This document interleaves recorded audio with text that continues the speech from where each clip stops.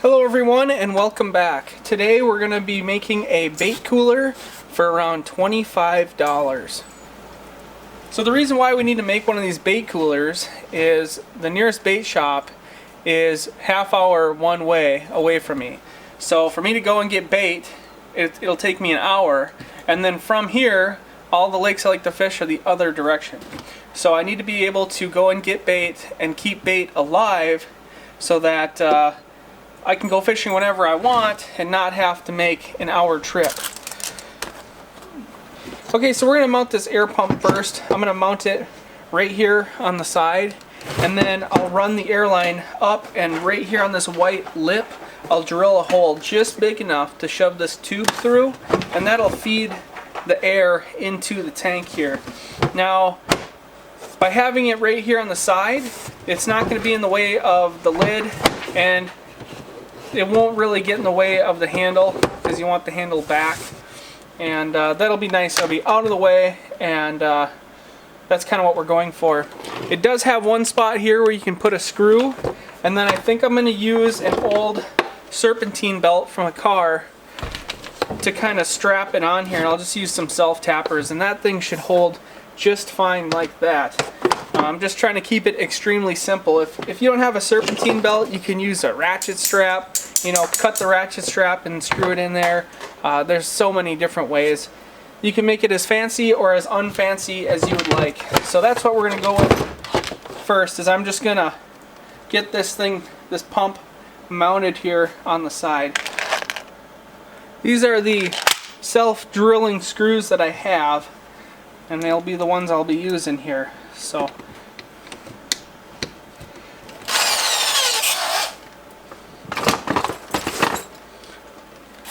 alright, these serpentine belts are pretty tough, so I'm just going to pre-drill a little hole in it.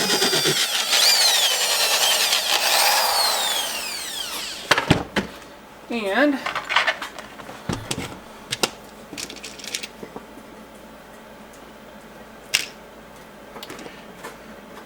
put our self-tapper in here.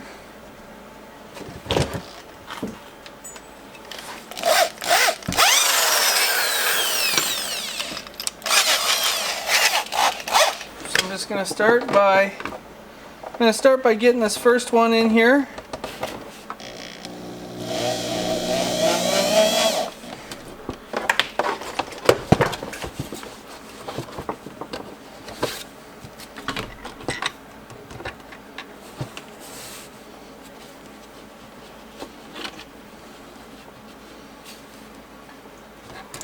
Mark this, and I'm going to cut it where I would like it to be.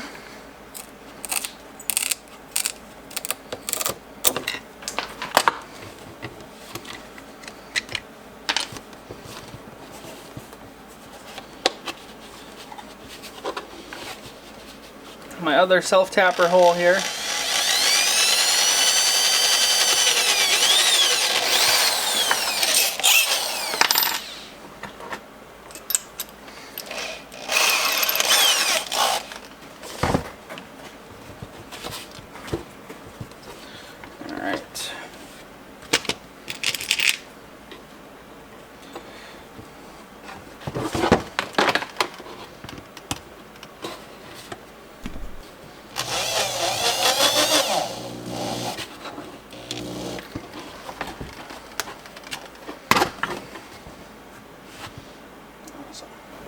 My self-tapping screw isn't quite long enough for the bottom here, so I'm going to grab a slightly longer screw and get it put in here.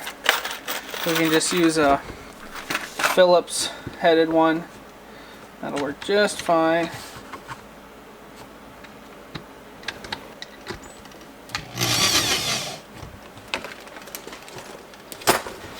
Alright, so we got this mounted on here now, which is fantastic. Just keeping it as simple as I possibly can. Now what I need to do is find a drill bit that is just about this size. Right, and I'm going to put it right here.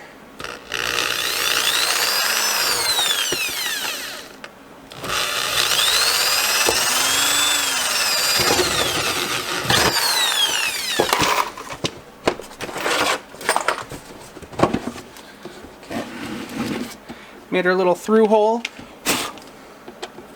Put our tube through. Super simple. Now the tube's inside of here. And we have our bubbler stone. I thought that was kind of neat. You could just stick this in there, no big deal, but I'm going to use a little bubbler stone. So what I have here is just some double-sided Gorilla Tape.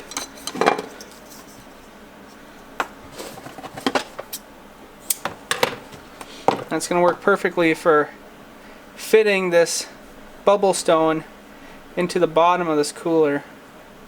We got our tape on there. Now this is a little trick for this Gorilla Tape. If you want it to stick and like never come off, use a hair dryer or a heat gun and heat up where you're gonna stick it, because once that stuff gets a little bit of heat onto it, it is pretty much game over.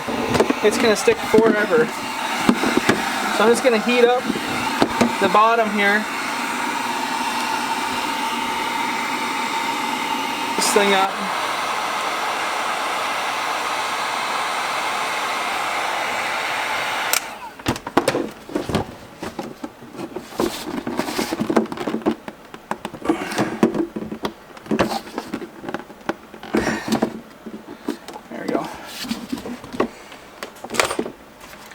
And I guarantee you that that is probably never going to come off, because it's once you get that heat on there, it's game over for sure.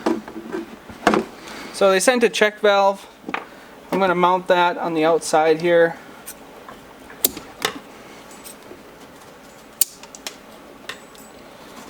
Get that air hose on.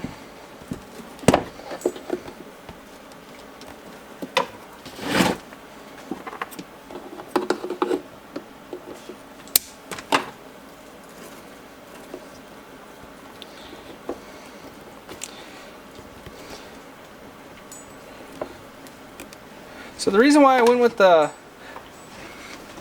reason why I decided to go with a plug-in style pump is it seems like most people nowadays have a battery bank that they're bringing with them to power their lights and their flasher and everything else. And once you can drive a vehicle on there, it seems like nowadays most vehicles come with a plug-in in them. So I thought I'll go with I have a battery bank, so I'll go with the plug-in style, and then I won't have to worry about ever, changing out big like C or D batteries. I'll just keep it as simple as possible, just like this. So now you can see how it looks. Got a bubbler in there, and I think the only other thing I'm going to do is take a piece of that double-sided tape, and I'm just going to tape this little hose right to the side wall.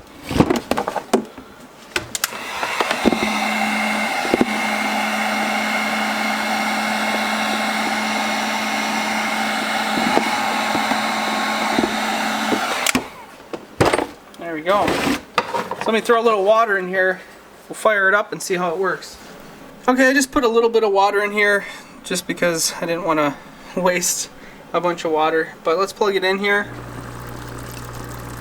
There you go. It's as simple as it gets. And a person probably doesn't have to run this all the time. You can probably run it a little bit every few hours, just keep them alive. But also when it's cold, this will keep the water from freezing, and it just all in all will work quite well to keep keep some minnows alive. So that works pretty good. Awesome.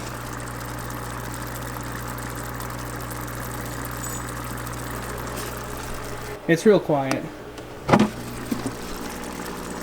So that's awesome. That'll work fantastic. That's exactly what I needed. And now we have a way to keep our minnows alive. So when I go get some minnows, I don't have to drive an hour every other day. And a little scoop can just sit in there too. Sweet. Thanks for watching, everyone. Hope you enjoyed, and I'll see you in the next video.